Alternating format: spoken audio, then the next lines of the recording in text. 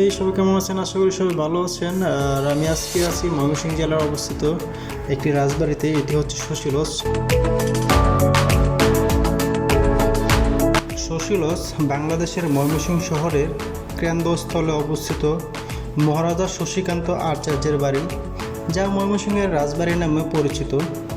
শহরের কেন্দ্রস্থল ব্রহ্মপুত্র নদীর কাছেই এই রাজবাড়ি অবস্থিত। এটি 2015 সালে 4 এপ্রিল জাদুঘর স্থাপনের জন্য বাংলাদেশের প্রত্নতত্ত্ব অধিদপ্তর শশীলজটি অধিগ্রহণ করে। বাংলাদেশের যত রাজবাড়ি আছে আপনারা যদি ঘোরাফেরা করেন তাহলে আপনারা হয়তো আরও জানতে পারবেন বা দেখতে পারবেন। হয়তো আমি ভিডিওতে সব কিছু দেখাতে পারছি না। শশীলজে ঢোকার সাথে সাথে আপনার প্রথমে যাবে গ্রিক দেবী ভেনাসের স্বল্প বসনা বা স্নানরতা মর্মর মূর্তি। এটি আগে ছিল, বর্তমানে নাই। 2024 সালে 5 আগস্ট শেখ হাসিনা পতনের পর জনগণের বিজয় উল্লাসের সময় এটি ভেঙে ফেলে।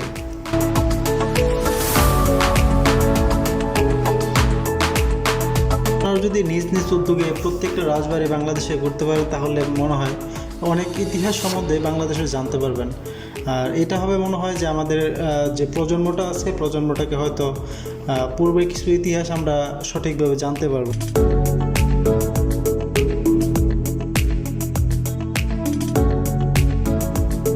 ময়মনসিংহের রাজবাড়িটি প্রায় 9 একর জমির উপর প্রতিষ্ঠিত। মূল বাড়িটি নির্মাণ করেছিলেন মহারাজা সূর্যকান্ত, কিন্তু পরবর্তীতে তার দত্তক পুত্র শশীকান্ত প্রাসাদটি আবার নির্মাণ করেন। সূর্যকান্তের নির্মিত যে প্রাসাদটা করেছিলেন, ভূমিকম্পে আংশিক বা কথিত আছে যে পুরোপুরি বিধ্বস্ত হয়েছিল।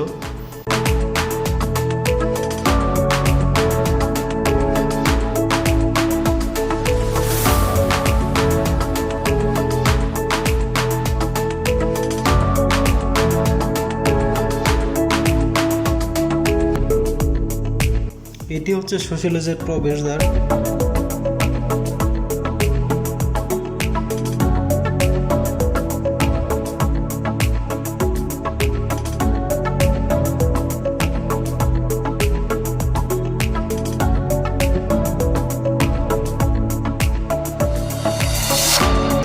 বিভিন্ন ধরনের জিনিস যেগুলো হচ্ছে প্রদর্শনীর জন্য রাখা হয়েছে। আপনারা দেখতে পারবেন এটার ভিতরে রয়েছে জারবাতি, বিভিন্ন ধরনের শ্বেত মূর্তি বা পাথর দ্বারা বিভিন্ন মূর্তি যা আগেকার সময় ছিল।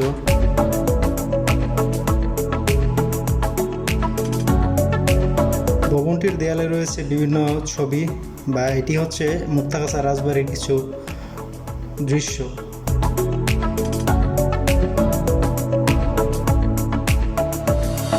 রাজবাড়ির সাথে সম্পর্কিত একটি রাজবাড়ি, যার কারণে বিভিন্ন ছবি দেয়ালে।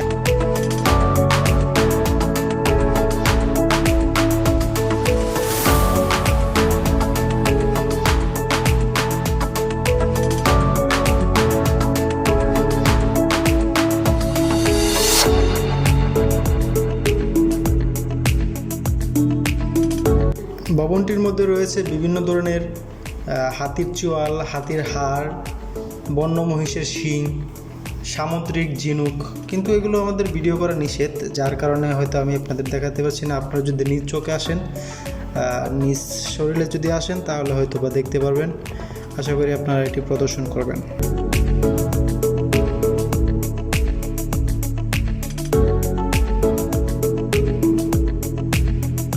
শশীলজের ফটকে রয়েছে 16টি গম্বুজ। বেতরপের প্রতিটিতে রয়েছে বিভিন্ন ধরনের জারবাতি বা স্নানঘর, নাচঘর।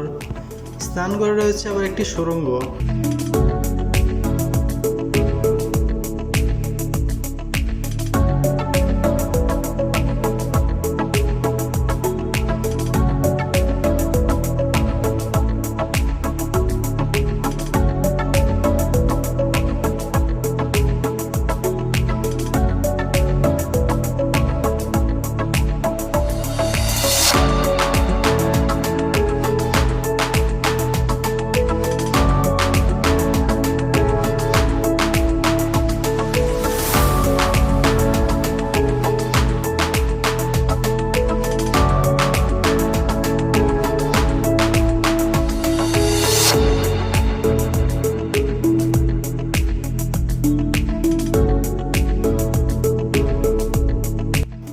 আমি এখন যে দরজাটি দিয়ে বের হলাম এটি হচ্ছে সরাসরি পুকুরে যাওয়ার রাস্তা। এখানে স্নানঘর রয়েছে, আর চলুন স্নানঘরটাও দেখাই।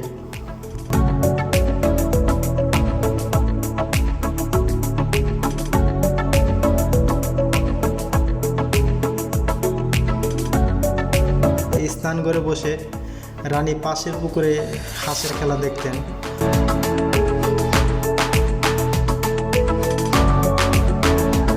ধারণা করা হয় যে এই সুড়ঙ্গ পথে মুক্তাগাছা যাওয়ার ব্যবস্থা ছিল।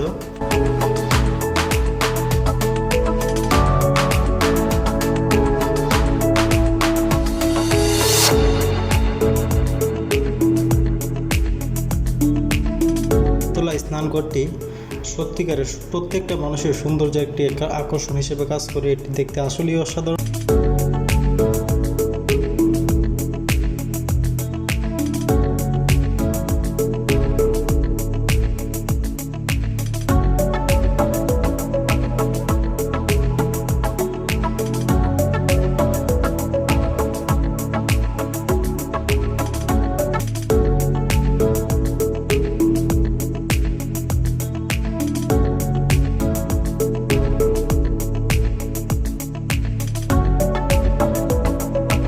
এটুকু ছিল আজকের ভিডিওতে।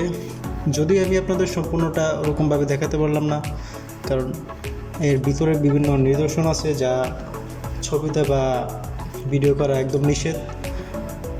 আপনারা যদি সরাসরি আসেন তাহলে হয়তো দেখতে পারবেন এর ভিতরে বিভিন্ন ধরনের নিদর্শনগুলো। ওকে, দেখা হচ্ছে পরবর্তী কোনো ভিডিওতে। অবশ্যই পাশে থাকবেন আশা করি। আল্লাহ হাফিজ।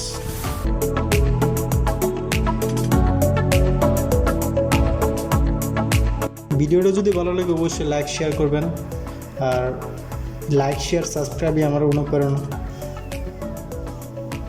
আশা করি আপনারা পাশে থাকবেন, আমাকে সাপোর্ট করবেন।